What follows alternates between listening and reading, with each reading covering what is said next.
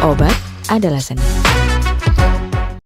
Ketemu kembali dengan saya Dr. Tio. Hari ini kita akan bicara tentang osteoporosis. Osteoporosis atau dalam bahasa Indonesianya obat-obat keropos tulang. Jadi hati-hati untuk mereka para orang tua yang mendekati usia lansia gitu ya.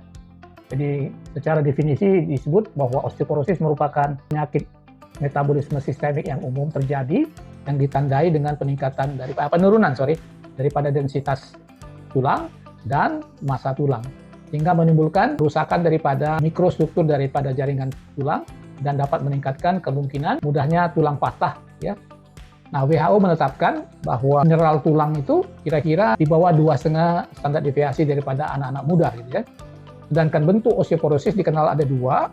Yang pertama adalah postmenopausal osteoporosis. Wanita lebih banyak daripada laki-laki. Ini sekitar umur 50 sampai 70 tahun kejadiannya ya. Dan tipe kedua adalah senile osteoporosis. Ini kebanyakan di atas 70 tahun dan wanita 2 kali lipat dibandingkan laki-laki ya. Jadi selanjutnya kita akan bicarakan obat-obat osteoporosis itu sendiri gitu ya.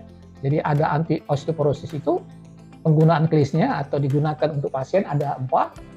Obat-obat yang merangsang pembentukan tulang, fluoride, paratiroid hormon, kemudian statin, androgen, dan prostaglandin, serta strontium, garam, strontium gitu ya. Kemudian obat-obat yang menghambat resorpsi daripada tulang, kalsitonin, estrogenik, dan bisfosfonat. Ini yang paling ramai sekarang dibicarakan adalah bisfosfonat ya. Kemudian adalah obat-obat nutrisi tulang seperti kalsium, vitamin D, jadi sudah lama diketahui kalsium dan derivatnya, serta adanya analog vitamin K. Serta yang terakhir adalah obat-obat anti osteoporosis yang baru, itu denosumab, romosozumab ya, dan glosozumab, adanakatit, TGF BMP per family members gitu ya. Nah, yang pertama adalah fluoride gitu ya. Jadi obat-obat yang merangsang pembentukan tulang gitu ya. Mekanisme kerjanya adalah fluoride dikenal sebagai mikronutrien yang diperlukan untuk menjaga pertumbuhan tulang, dan ini secara langsung bekerja dengan merangsang proliferasi osteoblast dan menghambat aktivitas osteoklas ya, sehingga terjadi peningkatan massa tulang dan juga meningkatkan pembentukan tulang dengan merangsang diferensiasi daripada stem cell dan osteoklas ya. Osteoblast.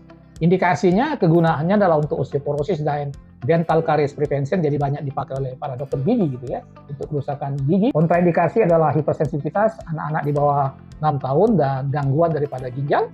Kemudian efek samping adalah gangguan daripada saluran cerna ringan gitu ya, nausea, stomach cramps itu kejang dari perut serta muntah, serta terakhir adalah reaksi alergi.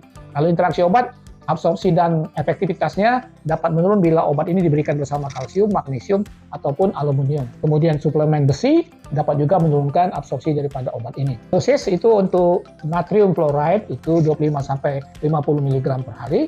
Kalau untuk monofluorofosfat itu 60 sampai 90 mg per hari. Nah, yang kedua adalah paratiroid hormon, itu dengan nama dagang teriparatid ya, atau abaloparatid ya, Tymlos sama Forteo. Nah, kita ketahui bahwa mekanisme kerja ini adalah PTH ini berikatan dengan reseptor pada osteoblast yang menyebabkan pelepasan daripada reseptor activator of nuclear factor kappa beta ligand yang mengaktifasi daripada osteoklas. Indikasi osteoporosis, resiko patahnya tulang belakang, pencegahan daripada skeletal related event atau SRE pada penderita kanker gitu ya.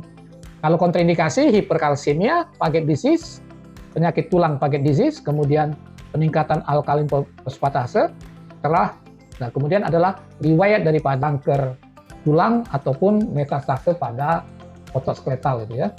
Kalau efek samping hiperkalsemia, dizziness atau light head, kemudian leg cramp serta gangguan gastrointestinal. Interaksi obat dapat meningkatkan efek toksik daripada digoxin, juga meningkatkan resiko hiperkalsemia kalau diberikan bersama PTH. Ya, ini menyebabkan efek terjadinya gangguan electrolyte imbalance atau gangguan keseimbangan elektrolit bila digunakan bersama furosemid atau diuretik kuat. Dosis teriparatid ya 20 mikrogram secara subcutaneous ya di paha ataupun di abdomen. Kemudian abaloparatid ya 80 subcutaneous per day gitu ya. Biasanya di daerah lengan gitu ya. Nah, yang ketiga adalah statin atau pastatin Lipitor, misalnya simvastatin Lipitor, pravastatin Pravachol. Mekanisme kerjanya ini adalah penggunaan dosis rendah statin itu meningkatkan resorpsi tulang sedangkan pada dosis tinggi tapi meningkatkan pembentukan tulang.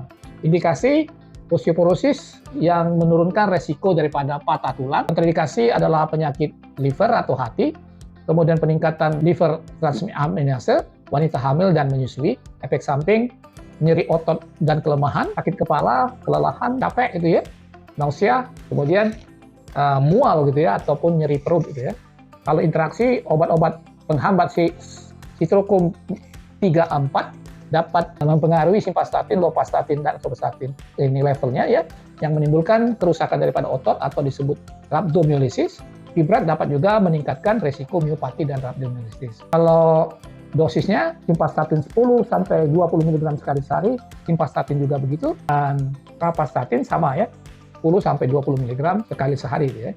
Androgen dan prostaglandin E2, testosteron enantak, elastanil dan testosteron ataupun testosteron pionat ya. Mekanisme kerjanya, androgen mempunyai fungsi mempromosi daripada pembentukan proliferasi sel tulang, menimbulkan peningkatan daripada sintesis protein tulang, dan juga mineralisasi tulang dan meningkatkan juga volume daripada trabekula tulang dan massa tulang. Prostaglandin E2 itu merupakan osteoanabolik yang poten ya, yang merangsang sintesa daripada tulang dan pembentukan massa tulang dengan perangsangan osteoblast, depresiasi dan proliferasi daripada osteoblast.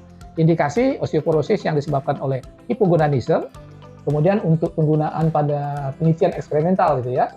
Kalau kontraindikasi kanker prostat, wanita hamil dan menyusui, kemudian penyakit hati yang berat. Efek samping, rawat dan kulit berminyak, serta penambahan berat badan dan terjadinya perubahan mood, disertai peningkatan libido gitu ya. Yang terakhir daripada interaksi obat, androgen dapat meningkatkan efek antikoagulan, androgen juga dapat menurunkan kadar gula darah, dapat juga meningkatkan konsentrasi daripada siklosporin. Dosis itu kalau yang testosteron replacement terapi itu 50 sampai 100 mg, kemudian nandrolone deconan 50 sampai 100 mg IM 3 sampai setiap 3 sampai 4 minggu. Itu dulu yang bisa saya sampaikan, nanti kita lanjutkan ke selanjutnya ya. Kita akan bicara tentang garam strontium ya, dengan nama dagang proteus.